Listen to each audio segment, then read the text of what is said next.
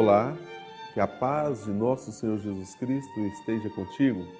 Na aula anterior, estudamos sobre a pessoa do Deus Pai. Compreendemos que Deus, Ele é invisível, Ele habita na luz inacessível.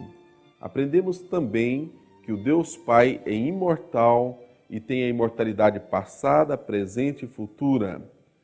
Compreendemos indiretamente um pouco sobre o relacionamento entre Deus Pai e o Deus Filho. Nesta aula, estudaremos diretamente sobre a pessoa do Filho.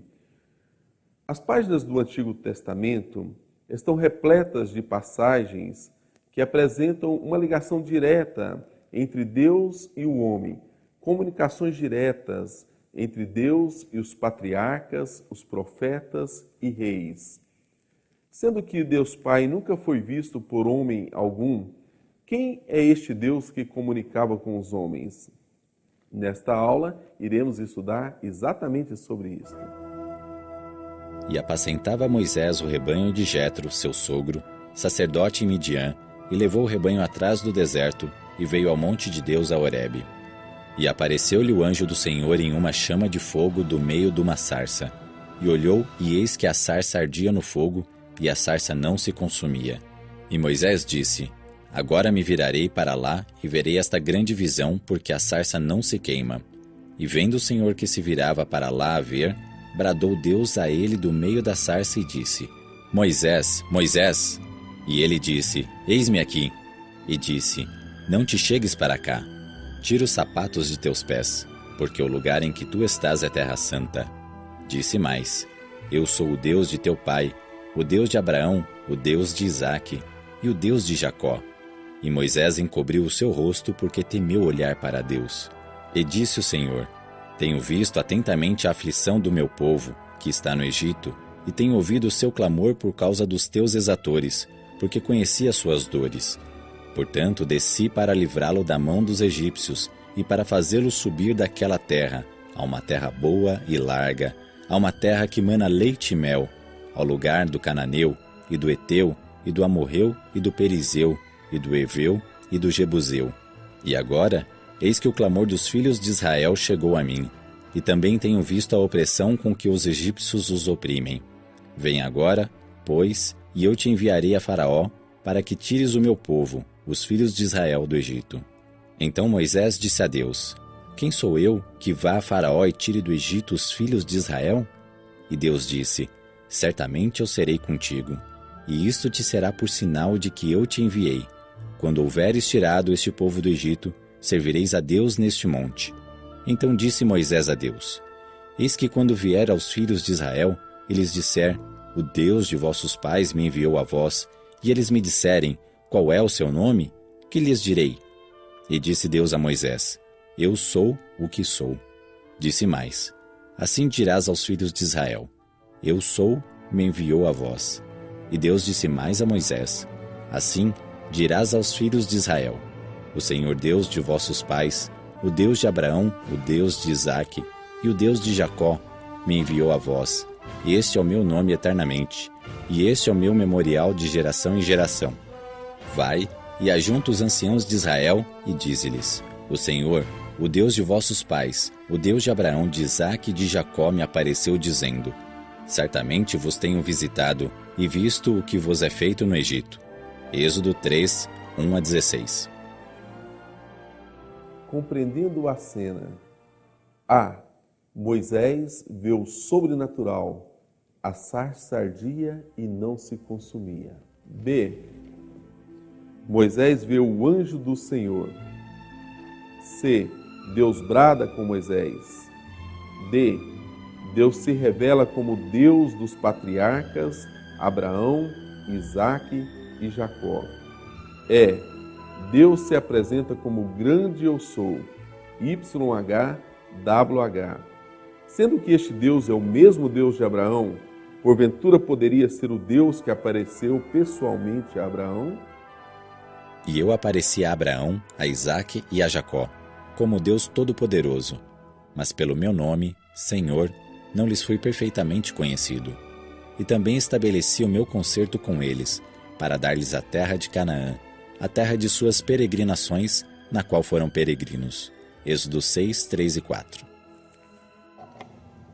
Nas Escrituras Sagradas, sempre que aparece o termo Senhor, designando divindade, é a substituição do tetragrama YHWH, que é o verbo ser no hebraico em tempo indefinido.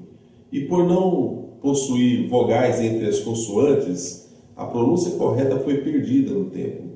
Os escribas substituíram o tetragrama pelo termo Adonai, que significa Senhor, mais precisamente depois do cativeiro babilônico. Por isso, sempre que você lê Senhor, está se referindo ao grande eu sou. Retrocedendo até o livro de Gênesis, no capítulo 18, vamos encontrar um episódio em que o nosso Senhor, ou seja, o grande eu sou, faz uma visita diretamente na casa de Abraão. Vamos conferir.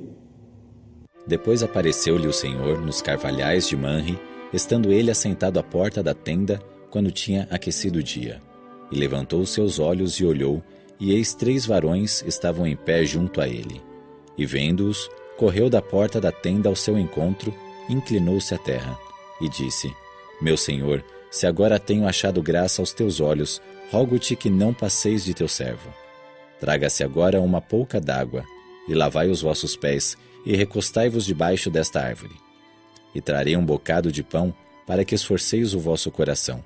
Depois passareis adiante, porquanto por isso chegastes até vosso servo.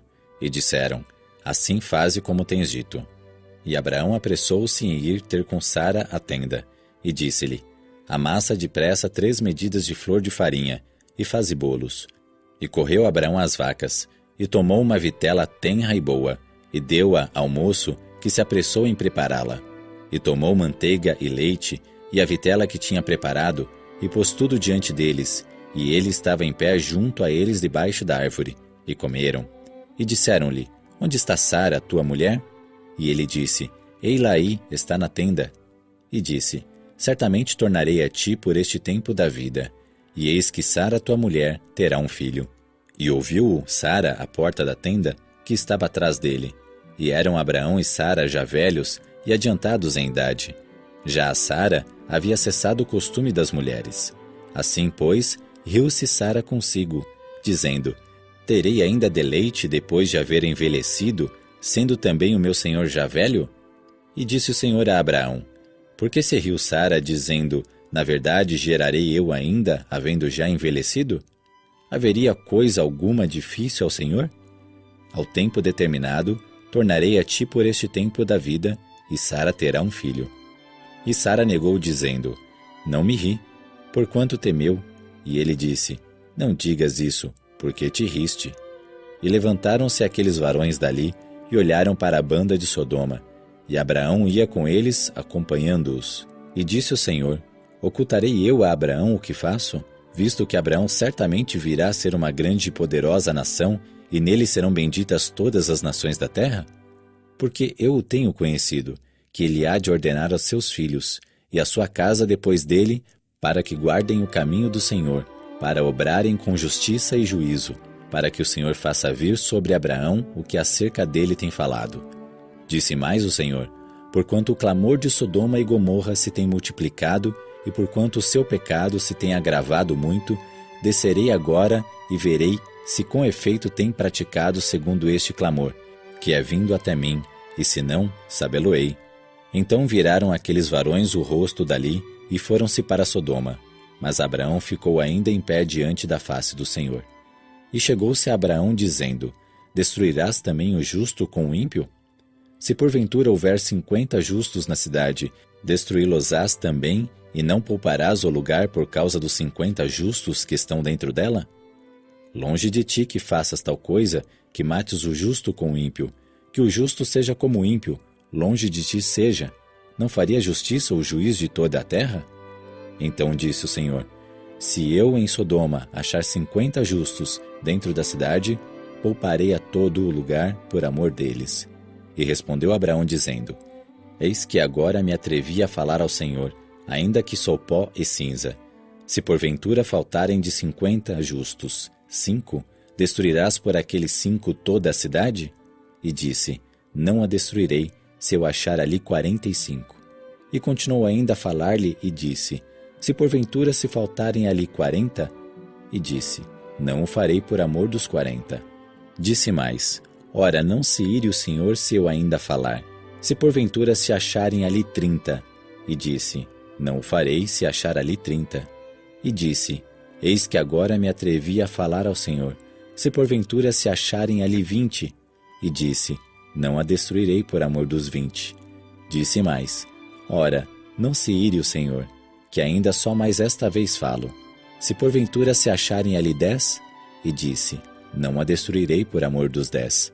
E foi-se o Senhor, quando acabou de falar a Abraão, e Abraão tornou ao seu lugar. Gênesis 18. Vamos compreender esta nova cena? Vamos pegar o texto e dividir em pontos. Comecemos pela letra A. Abraão serve comida aos seus 3 visitantes, mas um deles era o grande eu sou. Por isso na Bíblia está Senhor, substituindo o tetragrama. Letra B.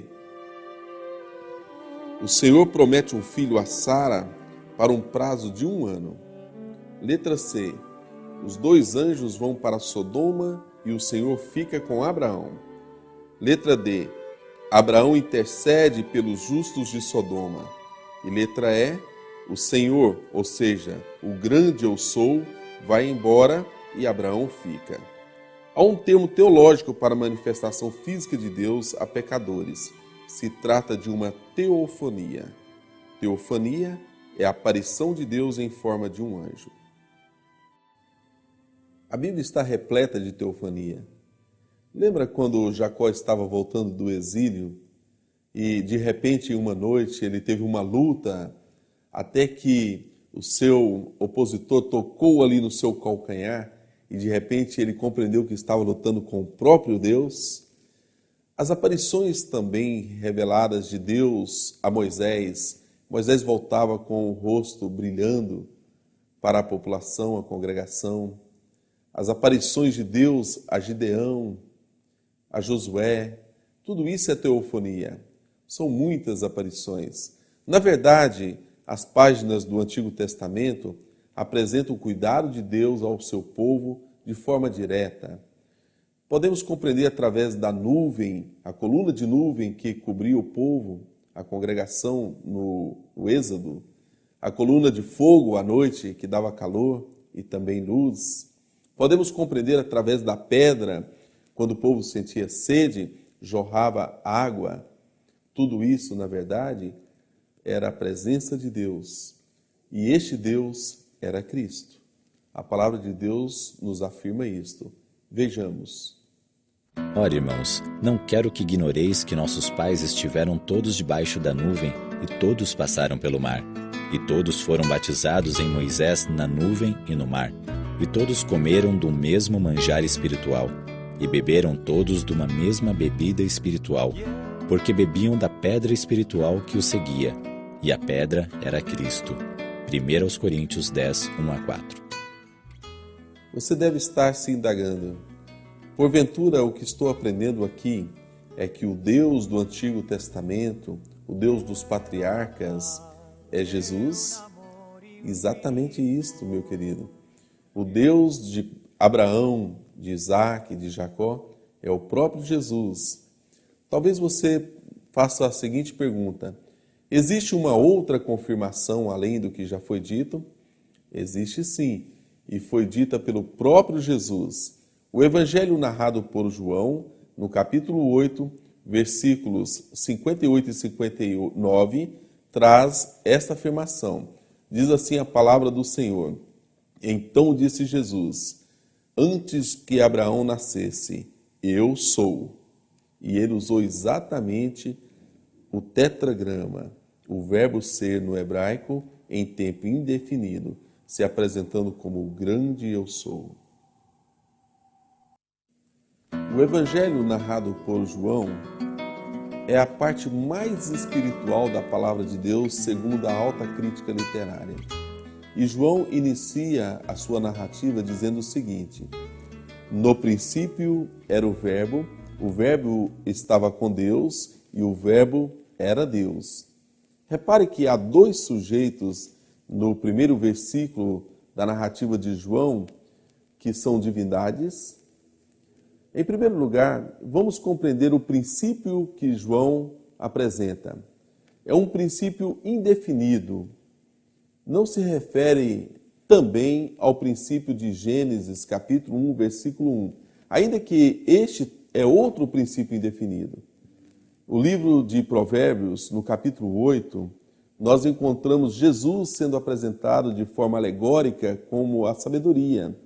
E no versículo 30 está registrado que antes do princípio do pó do mundo, antes das obras mais antigas, que a sabedoria, isto é, Jesus, ou o Verbo, estava com Deus e era o seu arquiteto. Confere conosco a passagem bíblica. Então eu estava com ele e era seu arquiteto. Era cada dia as suas delícias, alegrando-me perante ele em todo o tempo. Voltando às escrituras joaninas, o evangelista afirma no seu primeiro capítulo, nos versículos 2 e 3, que ele estava no princípio com Deus, que tudo foi feito por meio dele, e sem ele nada do que se fez foi feito. Nós encontramos ainda no primeiro capítulo o evangelista dizendo que o Verbo se fez carne, e ele habitou entre nós, e nós vimos a glória do Deus unigênito. Meus queridos, o Verbo que João apresenta é Jesus, o mesmo menininho que nasceu de Maria, aquele que cresceu ali, depois foi para o Egito, retornou, morou na Galileia, aquele Deus que nós encontramos nas páginas do Antigo Testamento, ele se encarnou e morreu por nós, depois ressuscitou, foi para o céu e um dia voltará. O qual é a imagem do Deus invisível, o primogênito de toda a criação, porque nele foram criadas todas as coisas que há nos céus e na terra, visíveis e invisíveis, sejam tronos, sejam dominações, sejam principados, sejam potestades. Tudo foi criado por ele e para ele, e ele é antes de todas as coisas, e todas as coisas subsistem por ele. Colossenses 1, 15 a 17. A palavra primogênito que aparece aqui neste texto é a tradução do grego protokokos. Esta palavra significa principal, senhor, e não pode ser confundida jamais com a palavra protogênesis, que significa o primeiro ser criado. Na verdade, o primogênito aqui significa o Criador. E quando o nosso Senhor se apresenta como Redentor e depois como mantenedor, não quer dizer que o Filho seja mais importante do que a pessoa do Pai na divindade. Voltamos agora à hierarquia horizontal, lembra? Ele apenas ocupa uma posição diferente, mas na mesma condição de Deus. Na verdade, por isso ele recebe o nome de Verbo, porque Verbo é a palavra que exprime ação, e Jesus é a ação da divindade quando se trata de criação. Eu rogarei ao Pai, e ele vos dará outro Consolador, para que esteja convosco para sempre, o Espírito da verdade, que o mundo não pode receber, porque não o vê nem o conhece, mas vós o conheceis, pois habita convosco e estará em vós. João 14, 15 e 16. Chegamos agora à parte final desta nossa aula. E Jesus estava no cenáculo, ali no final do seu ministério com os seus discípulos, em seu último discurso, pouco antes de seu sacrifício, e ele nos fez uma promessa maravilhosa. O texto que nós vimos nos diz o seguinte: eu rogarei ao Pai e ele vos enviará um outro Consolador. Agora nós encontramos três sujeitos aqui nesta frase. Eu, a primeira pessoa do singular, é Jesus. O Pai, já estudamos sobre o Pai. E aparece uma outra pessoa agora, o outro Consolador.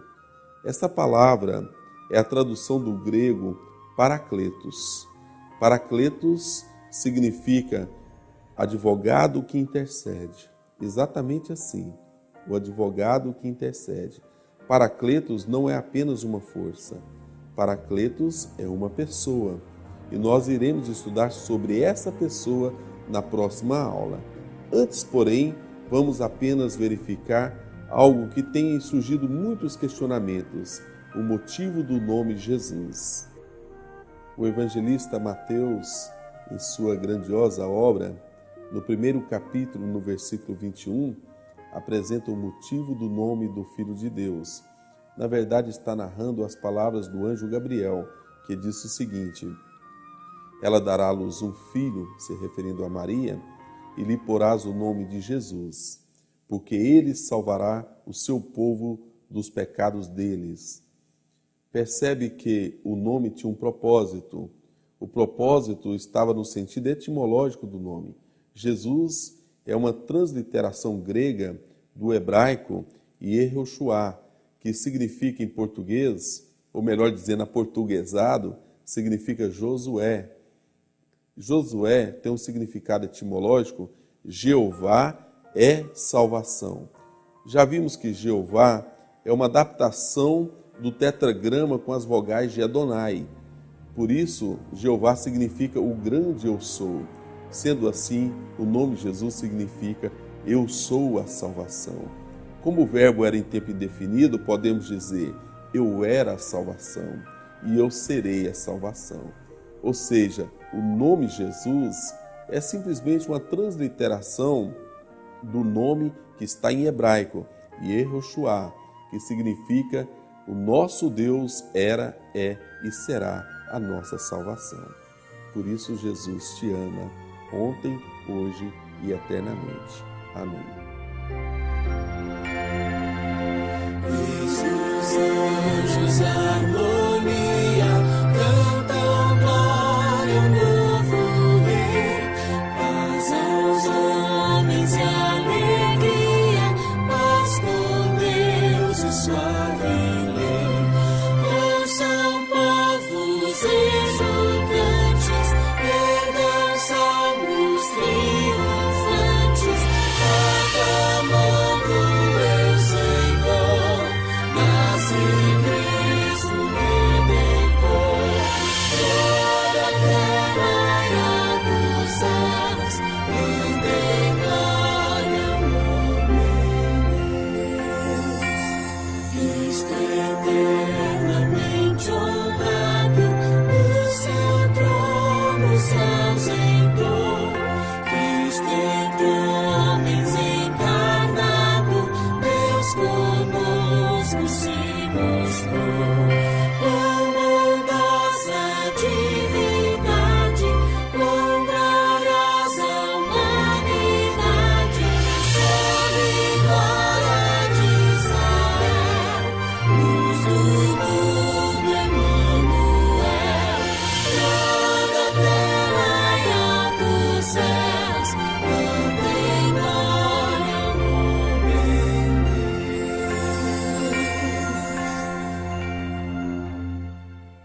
Temos muitos motivos para agradecer a Deus. Em primeiro lugar, eu quero agradecer pela sua persistência. Chegamos agora ao final da terceira aula. Aprendemos nesta aula sobre a pessoa de Jesus. E o nosso Senhor, antes de encerrar seu ministério, nos deixou uma promessa maravilhosa de um outro Consolador. Aprendemos que esta palavra é a tradução do grego Paracletos, que significa um advogado que intercede. E eu gostaria de convidar você, meu querido, para não desistir.